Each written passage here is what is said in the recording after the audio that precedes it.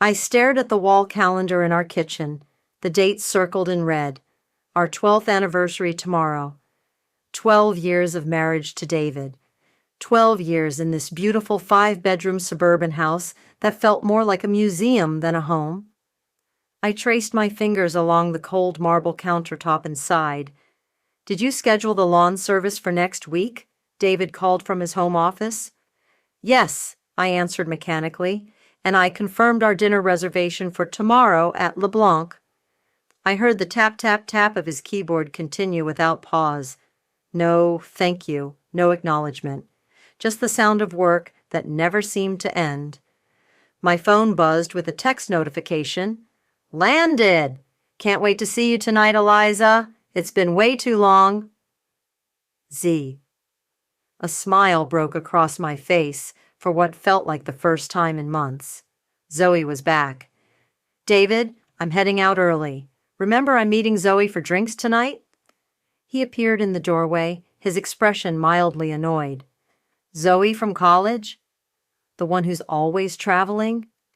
"Yes, she's in town for a few days. I haven't seen her in 5 years. Don't be too late. We have the Hendersons' brunch tomorrow morning." I felt a twinge of irritation. "I'm 38, David, not 18. I don't need a curfew." He shrugged. "Just saying. Those brunches are important for my networking. Everything's always about networking with you," I muttered. "What was that?" "Nothing. I'll be home at a reasonable hour." The bar was crowded, but I spotted Zoe immediately. Her wild curls were now streaked with teal, and she wore a vintage leather jacket that somehow made her look both older and younger than 40. "Eliza!" she screamed, throwing her arms around me. "God, look at you! Still gorgeous!" I laughed, suddenly self-conscious of my sensible bob and designer blazer. "And you haven't changed a bit." "Liar," she grinned. "I've got crow's feet, and I love them.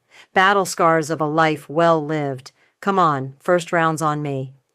2 hours and 3 cocktails later, we were deep in conversation. "So you've really been to all those places?" I asked, scrolling through her Instagram. "Thailand, Peru, Croatia." "And more," she said, sipping her drink. "Life's too short to stay in one place." "But how do you afford it? Don't you ever worry about retirement?" Zoe threw her head back and laughed. "There it is, the Eliza I remember, always planning for tomorrow." "Someone has to," I defended myself, but the words sounded hollow even to me. "Tell me about your life," Zoe said, leaning forward. "Are you happy?" The question hit me like a physical blow. Happy? When was the last time I'd even considered that? "I have everything I'm supposed to have," I replied carefully. "Great job, beautiful home, stable marriage." "That's not what I asked." I stared at my drink. "I know." "Remember when we were 22?" Zoe asked. "You used to talk about traveling to Paris to study photography. Whatever happened to that camera of yours?" "It's in a closet somewhere," I admitted. "There was never enough time, and then life happened," she finished for me. "Something like that." "Let's dance," Zoe suddenly declared, grabbing my hand. "Like we used to." "I can't remember the last time I danced," I protested. "Exactly. That's the problem." The music pulsed around us as we moved to the beat. I felt ridiculous at first, a marketing executive in her late 30s dancing like a college student, but then something shifted. The rhythm found its way into my body, and suddenly I was laughing, spinning, feeling alive in a way I'd forgotten was possible. "See?" Zoe shouted over the music. "She's still in there!" It was after midnight when I unlocked our front door, trying to be quiet, but failing as my heel caught on the entryway rug. David was on the couch, laptop open, blue light reflecting off his glasses. "You're late." "I know, I'm sorry. We lost track of time." I couldn't help the smile still lingering on my face. "Zoe's just as crazy as ever. We danced for hours." "Dancing?" He barely looked up. "At your age?" The warmth I'd been feeling instantly cooled. "What's that supposed to mean?" "Nothing." Just surprised. He closed his laptop. Did you remember to email the contractor about the bathroom renovation? And just like that, the spell was broken. I was back in my perfect prison. Yes, David, I handled it. Good. I'm going to bed. Don't forget about tomorrow. As he walked upstairs, I stood in our immaculate living room, suddenly seeing it through Zoe's eyes, the tasteful neutral colors, the expensive but soulless furniture, the utter lack of anything spontaneous or joyful. When had I become this person? This woman whose husband didn't even ask about her rare night out? I kicked off my heels and went to the hall closet, digging behind winter coats until I found it, my old camera bag, dusty from neglect. I pulled out the Nikon DSLR that had once been my most prized possession. The battery was dead, of course, like my dreams, like my marriage. You've been distracted all day, David commented the next evening as we sat at our anniversary dinner. LeBlanc was the most exclusive restaurant in town, with month-long waiting lists. Have I? I pushed my barely touched salmon around on the plate. If it's about last night, I apologize for not asking about your time with Zoe. How is she? The question came too late, felt too rehearsed. She's living her life exactly how she wants to. No compromises. David frowned. That sounds exhausting. Does it? Because from where I'm sitting, it sounds exhilarating. He put down his fork. What's really going on, Eliza? I don't know who I am anymore, David. The words tumbled out before I could stop them. I used to have dreams, passions. Now I just have a to-do list. You're being dramatic. We have a good life. We have your life, the one you wanted. His expression hardened. This again? I thought we were past your photography phase. My phase? I felt heat rise to my face. It wasn't a phase. It was what I loved. It wasn't practical. We agreed. No, you decided, and I went along with it because that's what I always do. I was aware of nearby diners glancing our way, but I couldn't stop. I've spent 12 years becoming exactly who you wanted me to be, and I hate her. David lowered his voice. You're making a scene. This is childish. Childish? The word struck like a slap. Is that what you think of me? That I'm having some childish tantrum because I finally realized I've lost myself in this marriage? That's not what I meant, but it is. You don't see me, David. You never have. I stood up, my napkin falling to the floor. I can't do this anymore. Sit down, he hissed. We'll talk about this at home. No, we won't, because I won't be there. His face went pale. What are you saying? I'm saying happy anniversary. I grabbed my purse. I gave you 12 years. I'm keeping the rest for myself. I walked out of LeBlanc, tears streaming down my face, leaving behind my husband, my perfect prison, and the woman I'd forced myself to become. With each step toward the exit, I felt something new and terrifying and wonderful. Freedom. I woke up to sunlight streaming through unfamiliar curtains, momentarily confused before remembering. This was my new apartment, my new life. 3 weeks had passed since I'd walked out of LeBlanc and my marriage. My phone buzzed for the 5th time that morning. Mom again. I ignored it. The downtown apartment was half the size of the master bedroom in the house David and I had shared, but the floor-to-ceiling windows and proximity to actual life made it feel more like home than that perfectly decorated prison ever had. I stretched and smiled. Tonight would be my 3rd date this week. Freedom tasted sweet. My phone buzzed again. This time, I answered. Eliza Marie Caldwell, I've been calling you for days. Mom's voice was sharp with anxiety. I know, Mom. I've been busy settling in. Settling in? She made it sound like I'd joined a cult. David called us, you know. He's devastated. I rolled my eyes. I'm sure he'll manage. 38 years old and running around like you're 20 again. Your father and I are worried sick. I'm not running around, Mom. I'm living my life, my actual life, not someone else's version of it. Is this about the photography thing again? Because it's not about photography, I interrupted. It's about everything. Look, I have to get ready for work. We're coming to visit next weekend, she announced. Your father wants to talk some sense into you. Great. Just what I needed. The marketing meeting dragged on as our biggest client, Westlake Properties, outlined their concerns. We're just not seeing the energy we expected in this campaign, Richard Westlake said, frowning at our presentation boards. My boss, Janet, shot me a pointed look. Eliza has been working on a new approach. Eliza? I blinked, realizing I hadn't prepared anything new. I'd been too busy reinventing my personal life to focus on reinventing luxury condo advertising. I'm still refining the concept, I improvised, but I'm thinking something more youthful, more vibrant. Youthful? Richard's frown deepened. Our target demographic is established professionals in their 40s and 50s. Yes, but they want to feel young, don't they? Everyone does. I was rambling now, aware of Janet's growing alarm. After the clients left, Janet closed her office door. What the hell was that? I'm sorry. Things have been chaotic lately.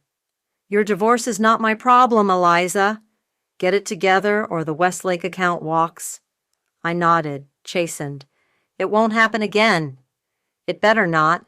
She softened slightly. Look, take the afternoon off. Come back tomorrow, ready to work. Another round, I called to the bartender, ignoring the sideways glances from the group of 20-somethings beside me. At 9 p.m. on a Thursday, the club was already packed.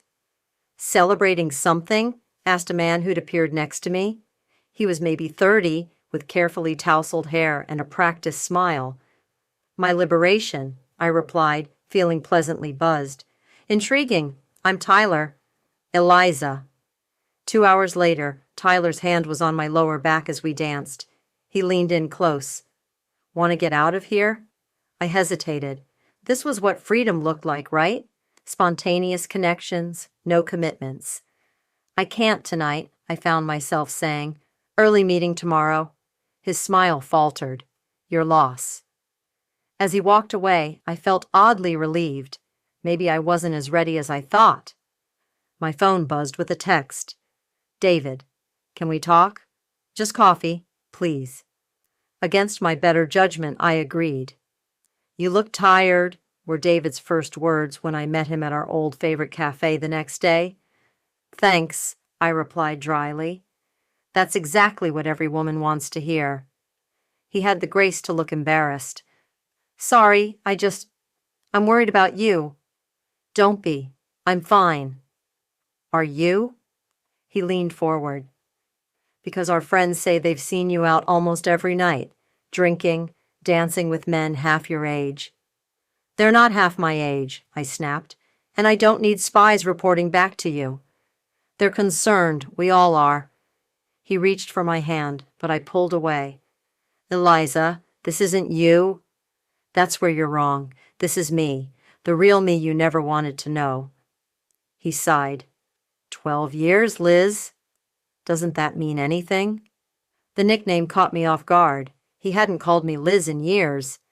Of course it does, I said more softly. But I was drowning, David. Every day, a little more of me disappeared. I never meant to make you feel that way. His eyes were sincere. Come home. We can work on this. Couples therapy, more date nights, whatever you need. For a moment, I wavered. The security of our life together beckoned. No more struggling to pay rent on a single income.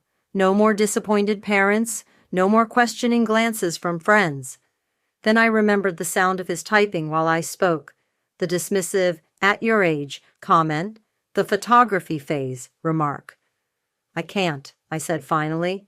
I'm sorry. This doesn't look like getting your act together, Janet said coldly, dropping a file on my desk. Westlake called. They're taking their business elsewhere. I felt the blood drain from my face. Janet, please. You were 40 minutes late to the presentation, Eliza. Your concept was half-baked, and you called Richard Robert twice. She crossed her arms. I'm putting you on probation. One more slip up and you're done.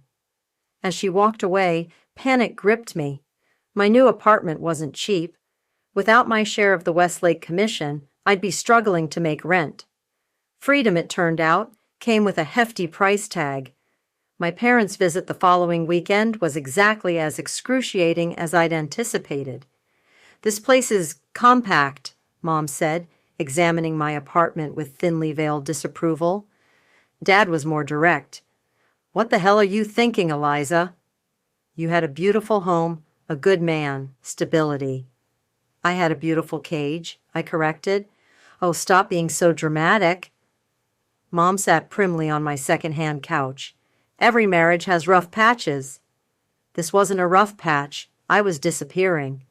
Into what? Nightclubs? Dad shook his head. Your cousin saw you at Vortex last weekend, dancing with some boy with an earring. I'm allowed to dance, Dad. I'm allowed to have fun. At 38? Mom looked genuinely confused. Sweetheart, there's an appropriate time for everything. Your 20s are for wild oats. Your 30s and 40s are for building something lasting. Like you and Dad did? I challenged. Working jobs you hate, staying together out of habit. The flash of hurt in their eyes made me immediately regret my words. I'm sorry, I said quietly. That was unfair. Dad's voice was gruff with emotion. We just want you to be happy, kiddo. I know, but I have to figure out what that means for me. The following Friday, I decided to try my luck at Pulse, the newest club downtown. The bouncer barely glanced at me as I walked in, which I chose to take as a compliment rather than a sign that I was obviously not part of their demographic. Inside, the music was deafening, the crowd painfully young. I ordered a drink and tried to look like I belonged. Aren't you a little old for this place? Shouted a girl beside me, barely out of her teens. She wasn't being cruel, just curious, which somehow made it worse. Just checking out the scene, I yelled back, suddenly acutely aware of my crow's feet in the pulsing lights. Cool. My mom's about your age. She'd never come to a place like this, though. I downed my drink and fled to the bathroom, locking myself in a stall as unwelcome tears threatened. What was I doing? The girl hadn't meant to be unkind, but her innocent comment had cut deep. I wasn't recapturing my youth. I was play-acting at it, and badly. My phone buzzed with a text from my landlord. Rent due tomorrow. Don't forget late fee applies at midnight. I left the club without finishing my drink. After a week of working late to try to salvage my job, I treated myself to dinner at Martinelli's, an upscale Italian restaurant I'd always loved. As the hostess led me to a table for one, I spotted him. David. He wasn't alone. She was younger than me, maybe early 30s, with a warm smile and effortless elegance. As I watched, David said something that made her laugh, his hand covering hers on the table. The intimacy of the gesture struck me like a physical blow. Is everything all right, ma'am? The hostess asked, noticing my frozen stance. Who is that woman? I asked before I could stop myself. With David Caldwell. The hostess looked uncomfortable. Ms. Claire Donovan. She's been dining with Mr. Caldwell regularly for the past couple of weeks. Claire Donovan. David's new marketing director, hired just before I left. I remembered him mentioning her once or twice, always professionally. There was nothing professional about the way he was looking at her now. Ma'am? Your table? Actually, I've changed my mind. I turned and walked out, my appetite gone. Outside, I leaned against the cool brick wall of the restaurant, trying to process what I'd seen. Why did it hurt so much? Wasn't this what I wanted, both of us moving on? But as I walked back to my apartment, the truth I'd been avoiding hit me with full force. Freedom wasn't what I'd imagined, and the life I'd built for myself these past weeks wasn't freedom at all. It was just another kind of cage, one of my own making. 3 empty wine bottles stood as silent witnesses to my rock bottom. It was 2 a.m., and I was sprawled on my couch, scrolling through old photos of David and me. Happy times, Real smiles. Had it all been a lie? Just one call, I slurred to myself, fumbling with my phone, just to see how he is. The phone rang 4 times before someone answered. Hello? A woman's voice. Not just any woman. Claire. My stomach lurched. Is David there? A pause. He's asleep? Is this Eliza? I hung up and threw my phone across the room, where it bounced harmlessly off a cushion. Tears streamed down my face as humiliation and grief collided inside me. David had moved on. With her. Morning arrived with a pounding headache and the harsh light of reality. I dragged myself to the shower, letting hot water wash away my tears, if not my shame. My phone showed 3 missed calls from Zoe. I returned her call, wincing at the brightness of the screen. There you are, Zoe's voice was chipper. Brunch? I leave tomorrow. I'm not great company today, I warned. Perfect. Neither am I. Zoe looked flawless as always, but something was different. A tightness around her eyes, perhaps. You look awful, she said cheerfully as I slid into the booth. Thanks. That's what rock bottom looks like. I signaled for coffee. I drunk dialed David last night. Claire answered. Ouch. Yeah. I stirred cream into my coffee. I don't even know what I'm doing anymore, Zoe. I thought leaving was about freedom, but I'm more trapped than ever, by financial stress, by this desperate need to feel young again. Zoe was quiet for a moment. Can I tell you something I've never told anyone? I looked up, surprised by her serious tone. Of course. I'm exhausted. She twisted a napkin in her hands. All this traveling, these fleeting relationships. Sometimes I think I'm just running away. From what? From the fact that I'm 40 and alone? Her eyes met mine. Don't get me wrong, I've seen amazing things, had incredible experiences. But there's no one waiting for me anywhere, no one who really knows me. I stared at her, this woman I'd envied for so long. But you always seem so happy, so fulfilled. Instagram versus reality, she said with a sad smile. The truth is, I don't know how to stay in one place anymore. I don't know how to build something lasting. At least you're living authentically, I offered. Am I? She sipped her mimosa. Or am I just chasing a high that gets harder to reach every year? We sat in silence, 2 women approaching 40, both lost in our own ways. What did you really want when you left David? Zoe finally asked. To feel alive again, I answered immediately. To feel like myself. And does getting wasted at clubs full of 20-somethings make you feel like yourself? I winced. It makes me feel pathetic. So what would make you feel like yourself? The question hung between us. What would make me feel like myself? Not recapturing my youth, not random hookups or endless parties. My camera, I said softly. Creating something, having purpose. Zoe smiled. Now that sounds like the Eliza I remember. The next morning I called Janet and requested a meeting. I owe you an apology, I began, sitting across from my boss. My behavior has been unprofessional. Yes, it has. Her expression remained neutral. I'd like to make it right. I placed a folder on her desk. This is a new concept for Meridian Tower. It's different from what we've done before.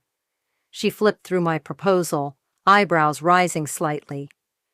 Using local artists to create installations in the lobby and common areas, positioning it as a community for creative professionals?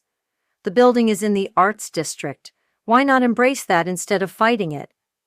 For the first time in weeks, Janet looked impressed. This could work, but it would require a complete overhaul of the marketing strategy. I know, and I want to lead it. She studied me for a moment. One chance, Eliza. Don't waste it. I spent the weekend cleaning my apartment and unearthing my old camera equipment.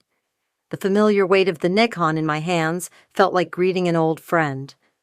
I wandered the streets of the Arts District, capturing images of peeling murals, artists at work, the play of light through industrial windows. For the first time since leaving David, I felt centered, present. When my phone rang with David's number, I almost didn't answer. "Eliza?" His voice was hesitant. "I have some of your things, books mostly, and that box of old photographs from college." My heart thumped painfully. "I can pick them up. Actually, I'm in your neighborhood today. Coffee shop on Elm?" David looked good, relaxed in a way he hadn't been in years. "Thanks for meeting me, Lal," he said, sliding a box across the table. I peered inside, books, photos, my old journal. "Thank you for bringing these." An awkward silence fell between us. "Claire mentioned you called," he finally said. Heat rushed to my face. "I'm not proud of that."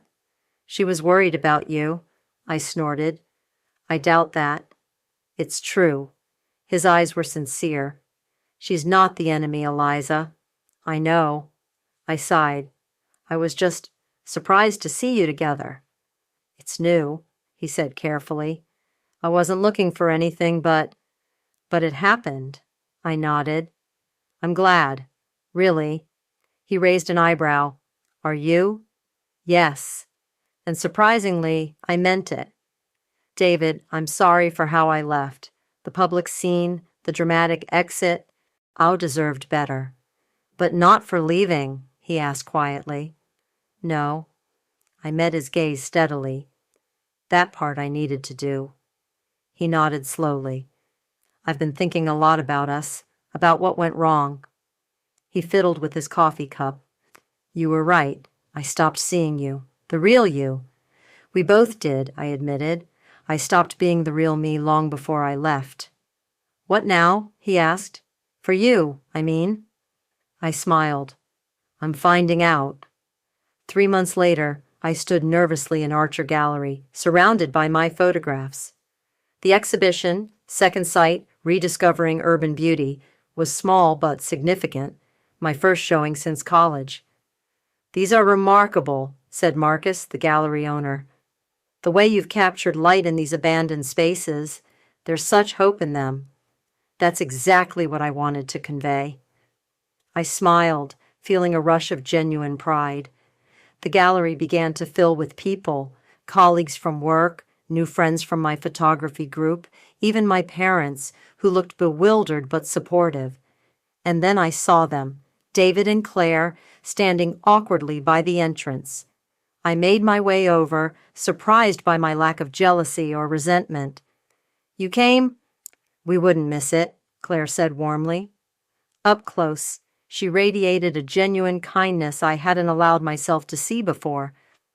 "These are incredible, Liz," David said, gesturing to the photographs. "You always had this talent." "Thank you for coming," I said sincerely. "It means a lot." As they moved through the gallery, I watched them, the easy way they interacted, the natural smiles they shared. What I felt wasn't envy, but recognition. That was what connection looked like. Not possession or control, but genuine appreciation. "Eliza," called Renee, my new friend from the community darkroom we both used. "The Times art critic is here to see your work." I moved through the gallery, greeting guests, explaining my process, accepting congratulations. Each interaction felt authentic, each connection real. Later that evening, as the crowd thinned, I stood alone before my favorite photograph, an abandoned factory window, shattered but still standing, sunlight streaming through the broken panes, creating patterns of light and shadow on the concrete floor. It wasn't about recapturing youth or escaping responsibility. It wasn't even about freedom, not the way I'd initially defined it. It was about authenticity, living truthfully, creating meaningfully, connecting genuinely. I hadn't needed my 20s again. I'd needed to find the part of myself I'd abandoned along the way, the dreamer, the creator, the woman who saw beauty in broken things and possibilities in empty spaces. At 38, I wasn't starting over. I was simply, finally, continuing the journey I'd interrupted so long ago, this time with eyes wide open and a heart finally, truly free.